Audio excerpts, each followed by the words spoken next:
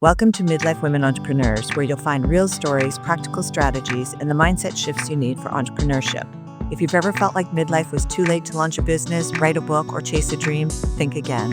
I'm Lynette Turner, your host, and I'm bringing you inspiring conversations and practical tips to help nudge you forward and keep growing in midlife. So let's jump in. Well, I have Larissa Banting with me all the way from Costa Rica. Larissa, you and I met through the podcast. You have a podcast PR agency. You've had some of your clients on my show, which is super awesome. And then we met and it was just like, oh my God, I love having you on the show. I've never had anybody who actually has done anything around podcasting before. So I thought, perfect, let's have you on.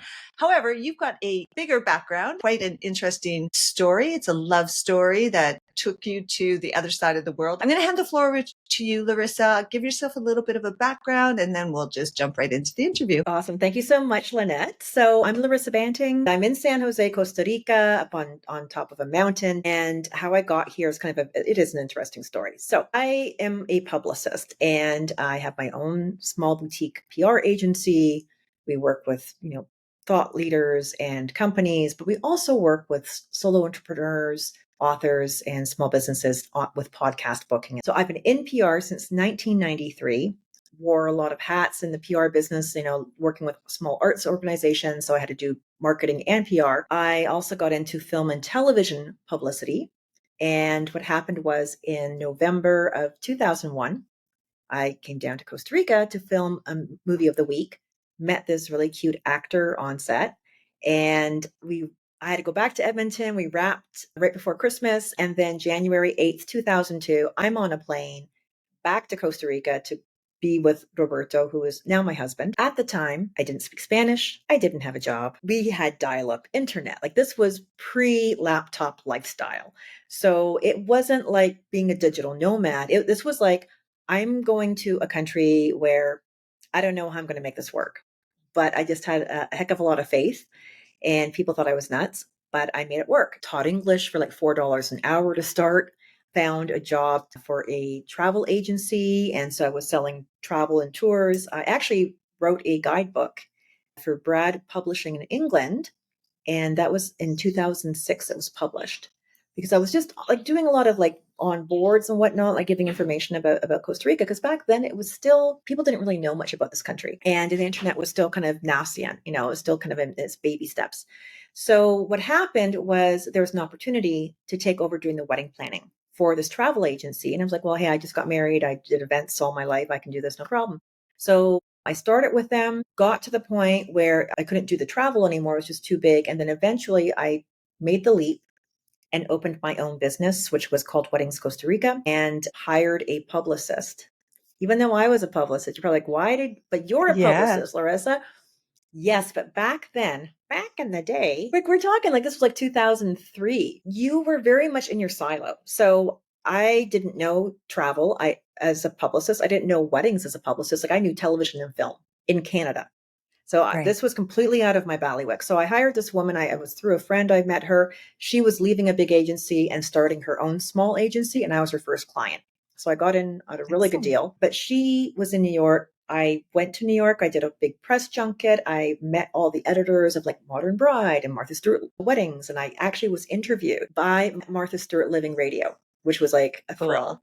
Yeah, I didn't meet Martha, but it was still like the next best thing. And what happened was because we started generating all of this media. We were the first wedding south of Mexico, like all of Central and South America, to be featured. One of my clients was featured in a Modern Bride.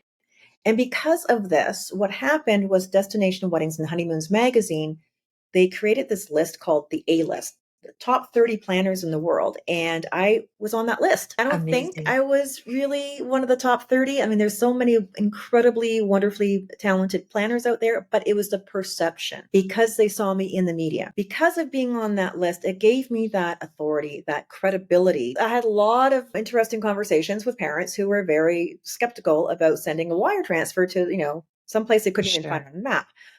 But because of being in the media and having this award, all of a sudden I had legitimacy. Our business took off. We had passed over $1 million in sales the following year. We'll get more into it because I do know that it kind of went down this crazy path. But let's just back up a little bit to that. I'm in a beach town. meeting a cute guy. You know, I think so many women listening who might hear that piece of like, wow, how did she even have the courage to do that? You really gave up everything to then reinvent yourself. And I don't know if a lot of people could take that kind of risk. How did you know it was going to work out? Like nobody knows the future, right? But I think I listened to my gut, and then I have since found out doing my human, what is it? I'm a manifesting generator, human That design. So and I was like, the gut is what I need to listen to. And I was like, oh, that's interesting because it has always steered me to the right direction. When I graduated from university, I moved to Montreal and I was in a professional dance company in a very francophone area. And I mean, if anyone's Canadian, the French that we learned in school was yeah, Parisienne. When I moved to Quebec, man, it was Joël. And I know. I had no idea what they were saying for like the first month. So to me, that was like a huge culture shock, even though I was within my own country. So that was a culture shock.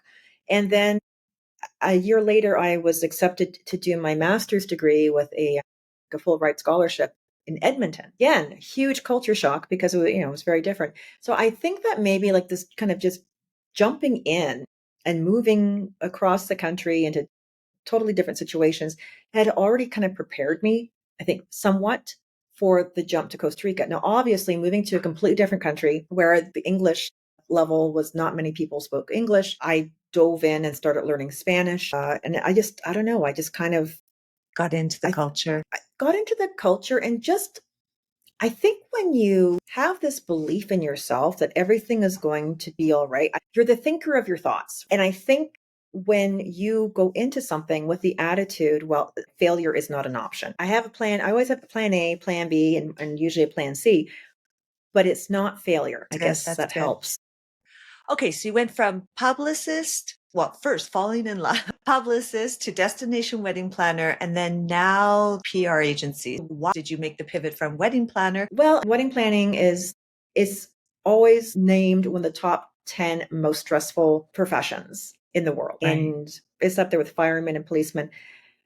And okay, it's not brain surgery, but there is an incredible amount of pressure on wedding planners, and especially working in a developing country. I mean, when I first started working here, you'd get to the certain beach towns and there was no cell phone coverage.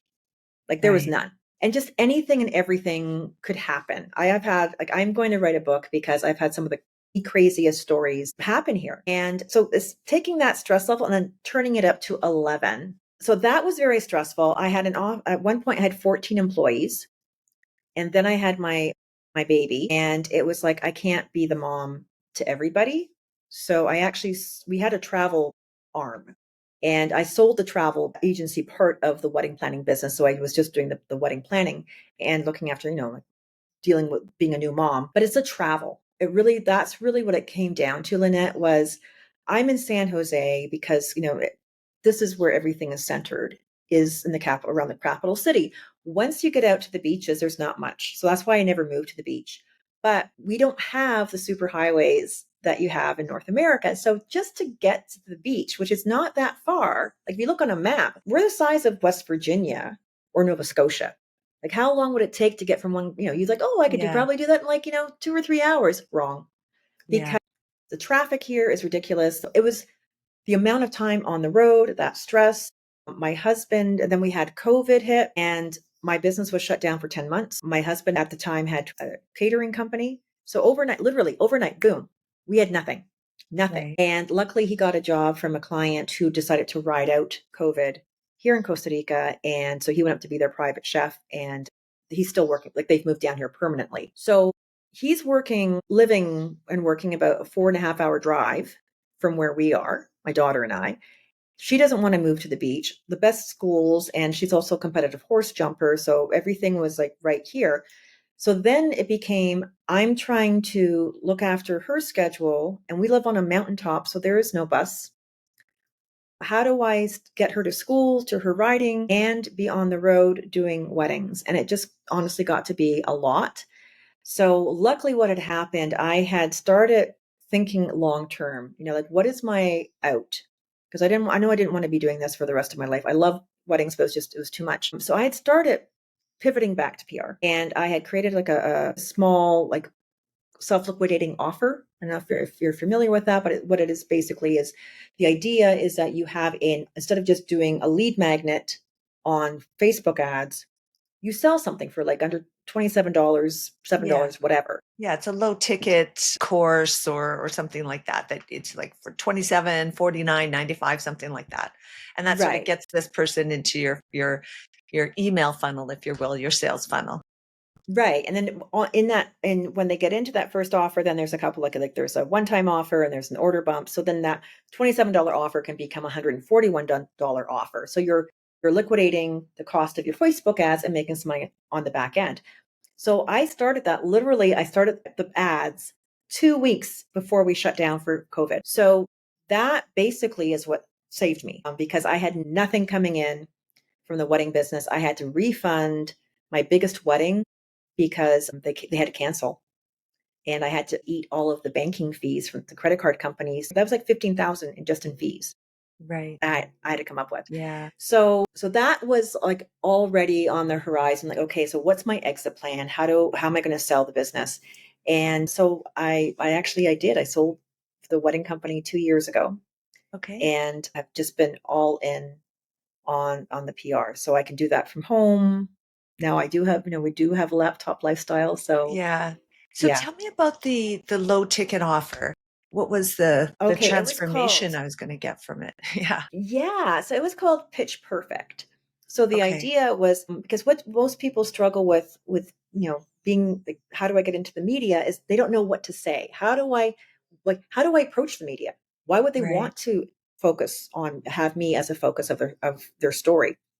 So I created this little offer, this little workshop called Pitch Perfect, and it basically walked them through how to, find the media people, how to create a hook to pitch a story idea. So that's going to resonate with them. And that's what it was. It was basically, here's how to do my job as a publicist. Yeah. And it did really well. And we had some like amazing success with it. And then eventually what happened was a couple of years later, I created my second SLO, which is called Podcast Palooza, which is just focused on podcasts. And that's for the smaller type of podcast, not the sort of, because then you have something else, another offer on top of that, no? Well, so Your podcast, agency. Yeah. yeah. So the podcast palooza is for someone who's like, you know what, I really would love to get myself on podcasts because it really is, I think I always joke, it's a gateway drug to the rest of the media. But there is a smaller, like a much lower barrier because there's almost 4 million podcasts on the air Right. right now. And you literally have a podcast for every micro niche that there is out there.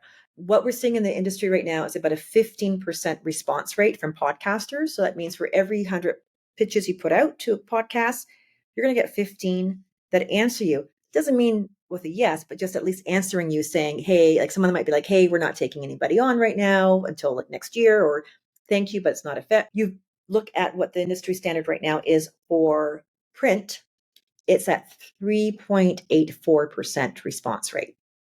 Okay, so let's do a little use case here. So let's say I wanted to get on to a podcast. So for every 100 pitches that I send out to other podcasts, I would get approximately a 15% response rate. Sure, Lynette, come on the show. Yeah, either you would get a response. Not all of them are going to Are be going to say, positive. yeah, right. Yeah, Okay. Okay. yeah, Okay. So it could even be lower than that as well. right. Okay. Because I think a lot of people want to use podcasting, as you had said, as a way to sort of build their brand and a fast track to get out there. I personally just had my very first podcast. I've never really focused on being on other podcasts. It was kind of fun being on a podcast though, but I never really thought of it like, would it help build my podcast by being on other podcasts? Absolutely. Yeah, because you're tapping into someone's Audience. audience, right? Like they've heard, like you've built up your audience. I mean, and what we do for our clients is that the thing is, yes, there's 4 million podcasts out there, but the reality is only 10% will ever hit episode number 21. It's like the gym in January. Everybody's in the gym, and then by the time February comes, it's back to like tumbleweeds because it takes work. It is a lot of work. Like I can just attest to this because I used to have somebody helping me a little bit, but I actually have taken that all in-house now. And I'm doing it from end to end. So, we have our pre-call and then I get ready and I prep with my notes. I don't come up with questions, but I prep with my notes. I know your story enough now that I can sort of probe into a few things. Then it's like after the recording, it's now full on production, lighting, sound, intros, outros, promo reels, like to promote on social media, emails out to my email list, uploading. Like it is a full day. It's an 8-hour venture. And so I can see why people probably fall off on it a little bit. And so maybe it is easier to be a guest on other people's show than trying to do your own podcast because it is a lot of work. Okay, so Yeah. let's get back to your multiple reinventions then. You went from publicist to wedding planner to PR agency. You said you're this manifesting generator from human design.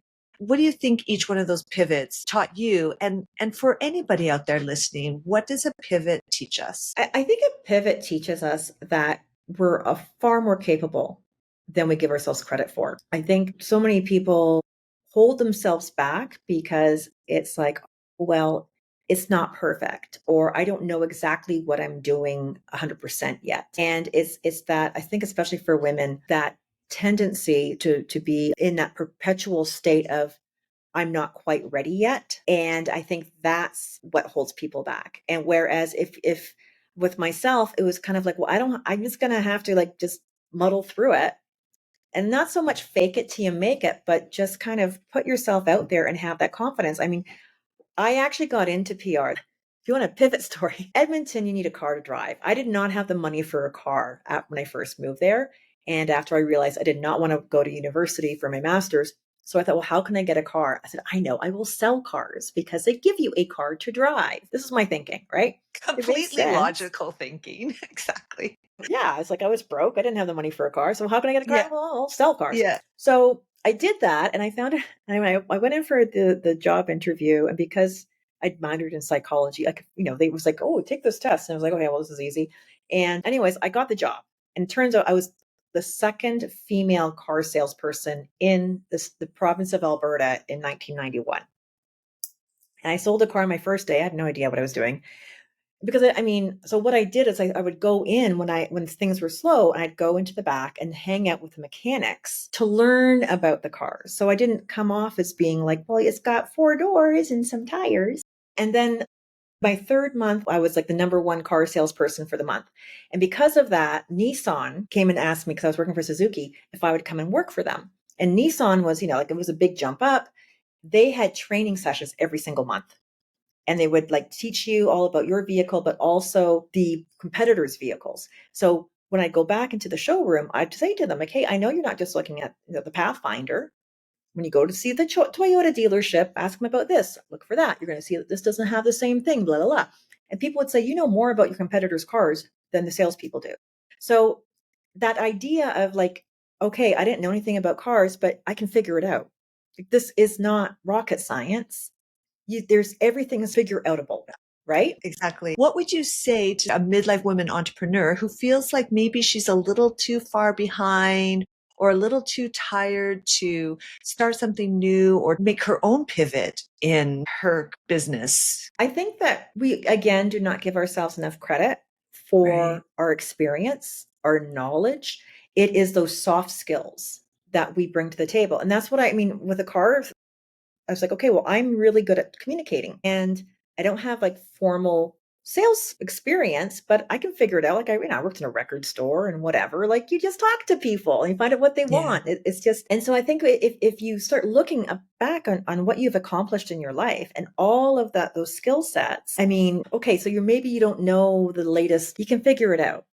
Right. Right. Like that's the thing. And I think that we hold ourselves back like, oh gosh, but all of these millennials, they're like grew up on social media, and I'm still trying to figure out how to, get into my bank account online. But you have all of these other skills, and you have all this experience, and you have lived through so many challenges. How did you overcome those? And those are skills nobody can teach you. Like you can't go and learn that in a book. You can't go and take a course on that, because that is life skills.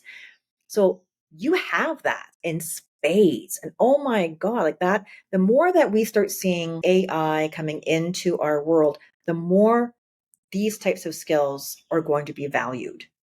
And I think too, like, even if you don't know how to use ChatGPT, You could simply just type a prompt, a simple prompt that says, I need you to mind map some of my existing skills. A woman, midlife woman who is looking to start a business or to amplify her business, that is probably the best prompt that they could use in ChatGPT is like mind map the following skills. And just before that, write all the skills. I'm a good listener. I'm a good scheduler. I'm a good driver because I've driven to, hockey practices and all that kinds of everything. I know how to meal plan for the week. I know all these different things.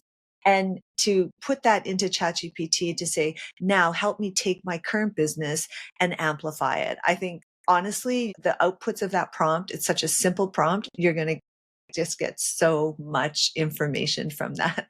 Yeah. Absolutely. So Yeah. let's go back to the power of PR, as you say. People need to be seen and heard, especially through these podcasts. So, and we talked about how powerful that can be in terms of amplifying your visibility. But what happens when, maybe there might be somebody listening going, God, I'd love to be able to do that. I don't have the confidence and I don't know how to put myself out as the face of my business. What would you say the three things that they need to make sure that they include or focus on or try to sort of move through this mindset block? Well, I think the biggest thing is you have to understand that you're not going to start at the World Series level, right? Yeah. Like I always say, think of the media as being baseball. You've got the minor league, you've got little league, you've got the minor leagues, and you've got major leagues. You would not Yeah, expect to go up, bottom of the ninth and go up to bat and try to hit the home run your first time exactly. up at bat. No, and that's the beauty of why I always say start it with podcasts, because there are literally podcasts for every single micro niche. Start out small. Don't try to oh, I want to be on Mel Robbins. Yes, you and everybody else, all the other millions of people. You're not going to make it on Mel Robbins unless you build yourself a really good portfolio as a guest and that you have something like you've really honed in your messaging. So Right. don't aim for that. Start small. Look for those little podcasts.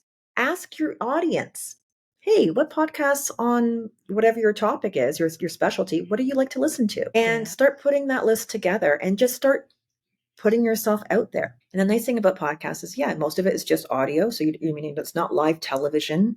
I know they're going to edit it.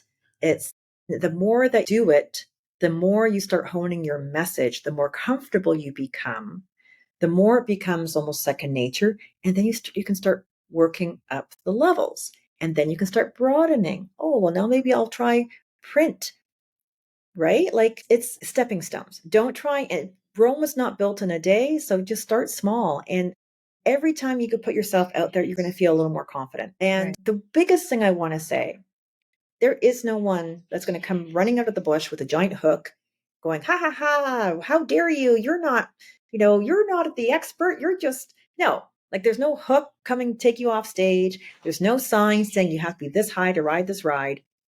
You have experience. You are on a journey. Everybody is at a different path, a different point on that path. So don't discount where you're at because there's always going to be somebody behind you and there's always someone's going to learn from what you have to share. Exactly. You said before, everybody has skills. We've solved tons of problems, especially now in midlife, we've solved a million problems. And it's that 10% edge. You don't have to be 100% further ahead than anybody before you start teaching what you're about to teach as well. So I think that's really good advice. Just get kind of started and just kind of start putting yourself out there, little baby steps. And the next thing you know, it's going to grow and it's going to happen. One thing I'm thinking about is your three offers and how did you know how to create that? Because not everybody knows to create a lead magnet. I mean, I personally am not a fan of lead magnets anymore. I think that you should be selling something, this low ticket item, because I find some people, when you give away something free, they're not, I don't know. Are they actually doing it? I don't know. I could probably guarantee you that they're not. Maybe 10% of them are. But so how did you know that? And walk us through sort of the thinking behind it. And if I'm listening, how can you teach me how to build something like that for myself?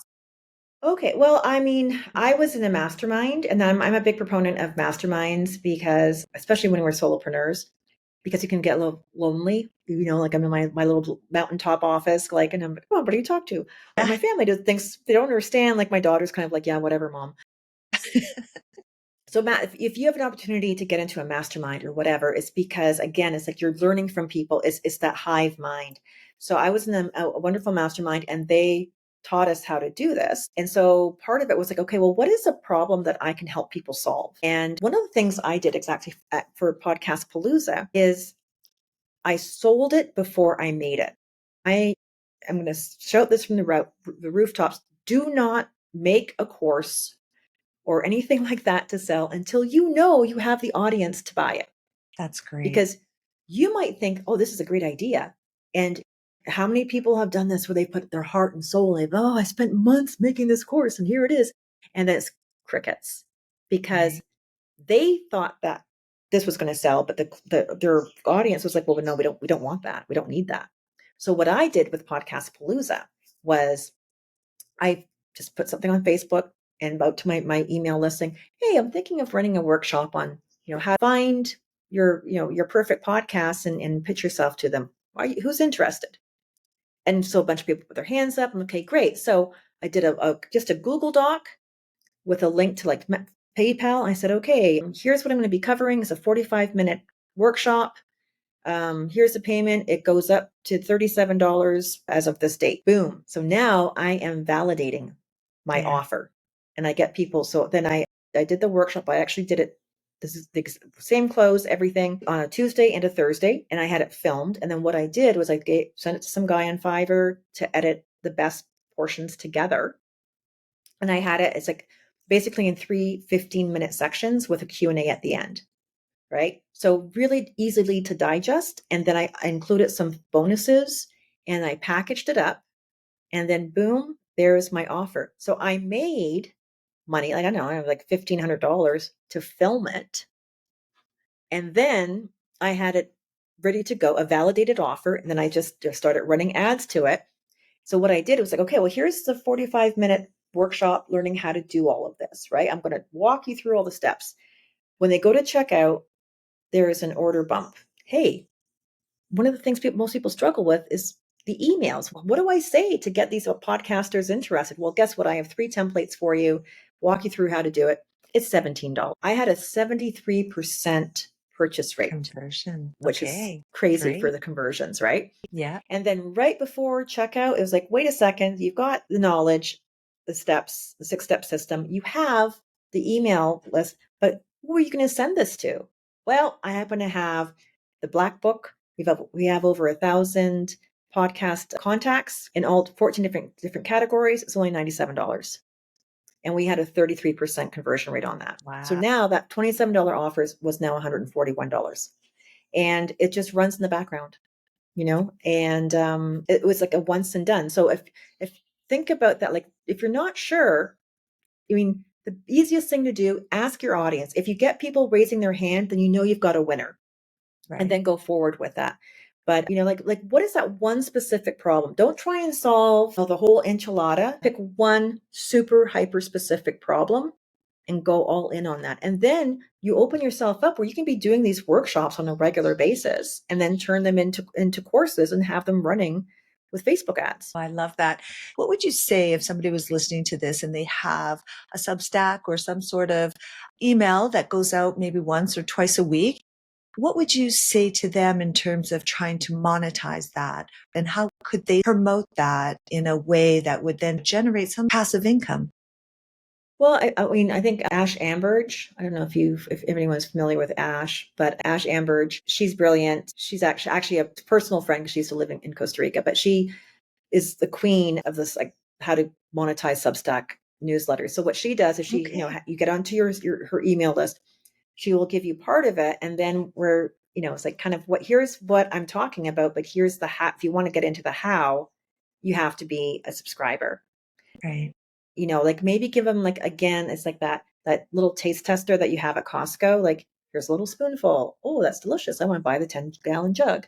So Yeah. what can you do because the thing is, and I would not, don't just have on your website, oh, click here to sign up on my newsletter. No one gets excited about a newsletter. No, like nobody, right? Like get hyper specific. Like maybe it's like, if you want to have like, every week I'm going to show you like, 5 ways that you can increase your new subscribers every week with my tips, sign up here. Right. Like you To need to give them show the hook, it has to be, there has to be sort of what's in it for me to sign up to this exactly. newsletter. I just don't want something cluttering my inbox. Tell me why. Why should I? What's in it for me kind of thing, I guess. Exactly. And put that link to promote yourself, put it everywhere that you can. Put it in your email signature, have it everywhere. I mean, on your a pop-up on your website, have it, whatever, anywhere that you can communicate, on your social media links, have it there. Like instead of having it go to your website, have it go to your Substack sign up. And the people who get to their Substack get enough subscribers, they start getting, you can start getting people to sponsor you and Yeah. start selling that space, like advertising, right? And that makes me think it sort of, is that the next podcast? I don't know, Here's the thing, podcast, I don't think I don't think it'll supersede podcasting, and here's the reason why. The studies show that when people start listening to an episode, 85% will stick around to the end. Nowhere else has that stickiness. No other media outlet, because people can be multitasking. Think Right. about it. Like you can be walking your dog, you can be Yeah. cooking dinner, like whatever, while you're listening. But if you have to read something or watch something, you're stuck and you're Yeah. not going to have the same through rate. Okay, so when you reflect on all the sort of chapters of your life, like you've really had like quite a nice adventure, right? If you went back to your younger self, it doesn't really sound like you were actually ever questioning your next step. You lived a lot from intuition. But what sort of advice would you give your younger self? I would tell myself that, because we didn't get into this, but I did come into some like financial problems because I gave away my power. I had convinced myself, oh, I'm the creative one. I'm not good with money. And I gave that power away to someone that I unfortunately had placed a lot of trust that I should not have. Like I should have had a check and balance system, but I was going in blind trust. So I would say to my younger self, don't let anyone ever have control over your money. And you need to teach yourself how to be the steward of your own finances, because no one's going to care about your business or your money the way that you do. Right. And that's what I would say, because again, like I think, it was just like I was so busy on this ride and building the business and being there for my clients and the whole financial thing, because I had this story in my head, since again, this was like my own limiting belief. Oh, well, I'm not good with money, so I'll let Yeah. the other people who are. And that was the one thing that I would really caution against, is make sure that you are in control. Like, yeah, Right. you can take advice from people, but make sure that you are the one that's driving the bus. Exactly. Yeah. So that embezzlement, as sort of alluding to, that almost really took down your business too. Yeah, which happened before the pandemic. So Okay. we almost went bankrupt. That was like 5 years before the pandemic. Okay. And we had just come up out of that dark chapter, and then boom, COVID hit. So honestly, like I felt like I was just down on the ropes again. And I was kind of like, okay, it's been 20 years. I think I need to close this chapter and move on. Right. Right. So speaking of next chapter, what does the next reinvention look like for you? Oh gosh. Well, I think I'm really happy to stay with PR. Was like one of my first loves. I've always loved writing. I would probably like to, get back into doing some writing as a contributing writer for different outlets, which I used to do back in the day when I was living in Edmonton.